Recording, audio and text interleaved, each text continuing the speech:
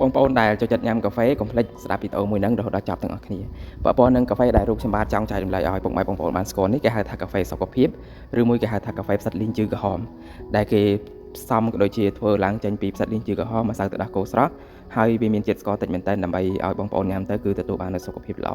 សម្រាប់ពុកម៉ែបងប្អូនដែលលើសឈាមទឹកនោមផ្អែមក៏អាចញ៉ាំបានដូចគ្នាហើយគុណតម្លៃគុណប្រយោជន៍ដ៏ធំធេងរបស់កាហ្វេផ្សិតលីងជឺនេះគឺវាជួយរឿងទី1វាជួយតទៅនឹង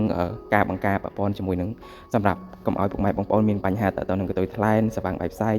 មើលឲ្យអត់សូវច្បាស់ផ្នែកឡើងបាយហ្នឹងក៏វាជួយប៉ះពាល់ជាមួយនឹងបញ្ហាហ្នឹងបានដូចគ្នាហើយមួយវិញទៀតវាជួយទៅដល់ប្រព័ន្ធខួរក្បាលឲ្យបងប្អូនហ្នឹងមានអារម្មណ៍ស្រស់ស្រាយអារម្មណ៍ល្អទី3គឺវាជួយប៉ះពាល់ជាមួយនឹងបញ្ហាដែលបងប្អូនអាសាឈឺផ្ដាសាយញឹកញាប់មានបញ្ហាតទៅនឹងអាសាមានតទៅនឹងការហឺតឬក៏ការដែលបងប្អូនបត់ជើងតូចមកមានខ្ទេចហ្នឹងក៏វាជួយបញ្ហាទាំងអស់បានដូចគ្នាអញ្ចឹងបងប្អូនដែលស្រឡាញ់សុខភាពចង់ញ៉ាំរបស់អីដែលទទួលបាននូវគុណប្រយោជន៍ទទួលបាននូវសុខភាពល្អត្រឡប់មកវិញហ្នឹងខ្ញុំ recommend ឲ្យបងប្អូនញ៉ាំជាមួយនឹងកាហ្វេផ្សិតលីងជឺក្រហមនេះដោយសារអីវាមានគុណតម្លៃវាមានគុណប្រយោជន៍សម្រាប់សុខភាពអញ្ចឹងសម្រាប់បងប្អូនដែលចូលចិត្តញ៉ាំកាហ្វេកុំភ្លេច Bio Resi កាហ្វេ